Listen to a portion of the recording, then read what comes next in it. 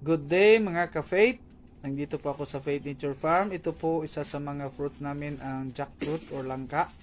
Tingnan nyo po, marami pong bunga. Nasa 4 years na po ito yung pag-start ng pagtanim at namumunga na po siya.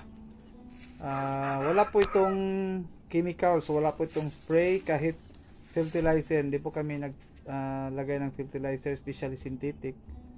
Pero may foliar po kami, yung tinatawag na BioWest nutrients. Pero minsan lang kasi sa dami po ng mga tanim, hindi na po ma-spray lahat ng mga fruits. So ito po, tingnan nyo po,